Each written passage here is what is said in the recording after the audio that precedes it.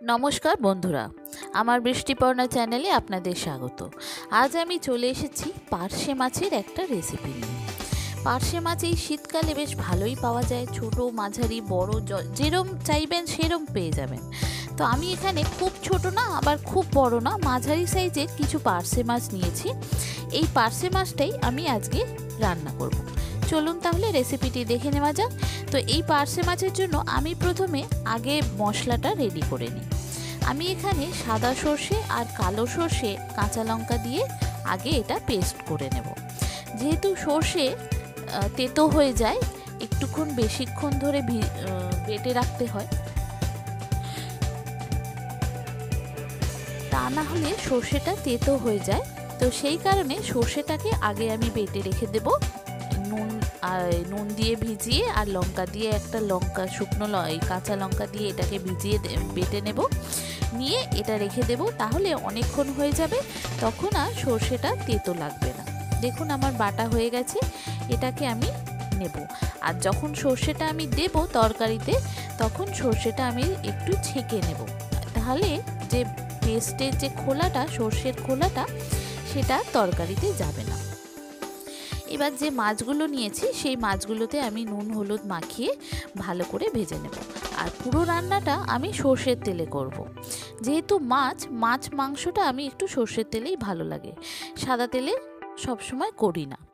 এবার আমি একটা ফ্রাইং প্যান বসিয়ে নিলাম, নিয়ে তাতে সর্ষের তেল বেশ কিছুটা দিয়ে দিলাম, প্রায় 2 থেকে 3 চামচ মতো।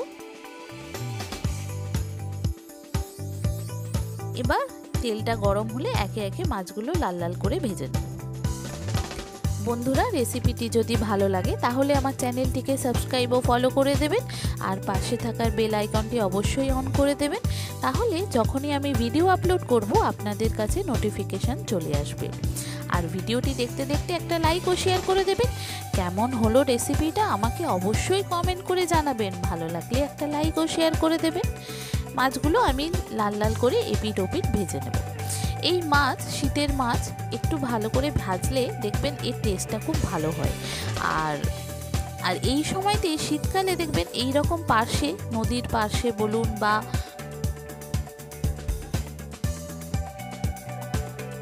সমুদ্রের পার্শে বলুন, এই সময়টা খুব ভালো পাওয়া যায়।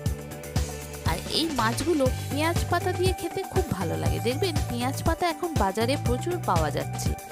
পেঁয়াজ কলিগুলো যেহেতু ভেঙে নিয়ে যে গাছগুলো থাকে, সেই গাছগুলো এই সময়টা বাজারে প্রচুর পাওয়া যায়। তো এই পেঁয়াজ গাছ দিয়ে যদি আপনি এরকম পার্শে মাছ রান্না করেন, এত সুন্দর খেতে হয়, মানে বারবার ভাববেন যে এইভাবেই পার্শে মাছটা করি। এত সুন্দর পেঁয়াজ গাছগুলো দিয়ে পার্শে মাছটা খেতে লাগে।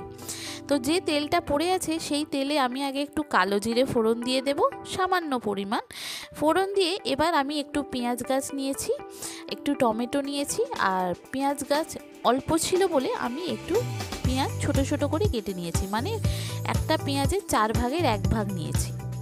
এবার টমেটো, একটু পেঁয়াজ আর পেঁয়াজ গাছ আমি একটু ভালো করে ভেজে নেব, নিয়ে এটাকে আমি আগে ভালো করে ভেজে কষিয়ে নেব।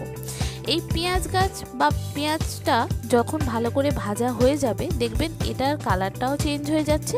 আর এই ভালো করে ভাজা হলে এর গন্ধটাও ভালো লাগে, আর এই রান্নার স্বাদটাও কিন্তু খুব ভালো আসে। এবার আমি একে একে বেসিক যে মশলাগুলো আছে, এটা দেখুন নরম হয়ে গেছে পেঁয়াজ গাছটা। এবার বেসিক যে মশলাগুলো আছে সেই বেসিক মশলাগুলো এর মধ্যে দিয়ে দেব, যেমন নুন, হলুদ, জিরে গুঁড়ো, ধনে গুঁড়ো, আর সর্ষেটা একটু পরে দেব। আগে গুঁড়ো মশলাগুলো অল্প অল্প করে দিয়ে দেব পরিমাণ মতো। মশলার যে চামচ আছে সেই মশলার চামচেরই হাফ চামচ করে সব দিয়ে দেব, দিয়ে এটা আমি ভালো করে কষিয়ে নেব। নুন, হলুদ আর লঙ্কার গুঁড়ো দিলাম, দিয়ে এটাকে ভালো করে কষিয়ে নেব। এই মশলাটা যখন দেখবেন ভালো করে কষানো হয়ে গেছে, তেল ছেড়ে গেছে, তখন আমি একটু ধনে গুঁড়ো দিলাম। শীতকালে রান্নায় ধনে গুঁড়ো, জিরে গুঁড়ো একটু দিলে তার স্বাদটা খুব ভালো হয়। আর সর্ষে দিয়ে যেহেতু রান্না, এতে কিন্তু জিরে গুঁড়ো, ধনে গুঁড়ো দিলে তারও টেস্টটা খুব ভালো হয়। আগে না খেয়ে থাকলে এইভাবে একবার পেঁয়াজ গাছ দিয়ে বা ধনে গুঁড়ো, জিরে গুঁড়ো, লঙ্কা গুঁড়ো, হলুদ গুঁড়ো সব দিয়ে, আর সর্ষে বাটনার জলটা দেখুন আমি ছেঁকে নিয়েছি, জল দিয়ে সেই জলটা এর মধ্যে দিয়ে দিলাম। আর যেহেতু ছেঁকে নিলাম, এতে কি হয় যে সর্ষের খোলাগুলো সেগুলো মুখে লাগে না। এটা ছেঁকে নিলে শুধু কাইটাই আপনি খেতে পারবেন। আর এত সুন্দর খেতে হয় এইভাবে করলে, এটা দিয়েই ভাত খাওয়া হয়ে যাবে, এত সুন্দর খেতে হয়। আর মাছগুলো যেহেতু আমি কড়া করে ভেজে নিয়েছি লাল লাল করে, এতে কি হয় মাছগুলো একদম মরমর করে, মাথা থেকে লেজ অবধি আপনি পুরোটাই কামড়ে কামড়ে খেয়ে নিতে পারবেন, এত সুন্দর খেতে হয়। দেখুন আমার মশলা থেকে তেল ছেড়ে যাচ্ছে। এবার আমি পরিমাণ মতো জল দেব, দিয়ে মাছগুলো দেব, দিয়ে এটা আমি নুনটা চেক করে নেব, নিয়ে নামিয়ে নেব। কেমন হলো রেসিপিটা আমাকে অবশ্যই কমেন্ট করে জানাবেন। যে সমস্ত বন্ধুরা আমার ভিডিওটি দেখছেন অথচ আমার চ্যানেলটি সাবস্ক্রাইব বা ফলো করেননি, মানে ইউটিউব থেকে দেখলে সাবস্ক্রাইব করে দেবেন, আর যদি ফেসবুক ইনস্টা থেকে দেখেন তাহলে ফলো করে দেবেন। না হলে আমি যখনই ভিডিও আপলোড করব আপনার কাছে নোটিফিকেশান আসবে না। আর ভিডিওটি দেখতে দেখতে একটা লাইক ও শেয়ার করে দেবেন। কেমন হলো রেসিপিটা আমাকে অবশ্যই কমেন্ট করে জানাবেন, কিন্তু না হলে বুঝবো কী করে যে আপনার ভালো লেগেছে রেসিপিটা।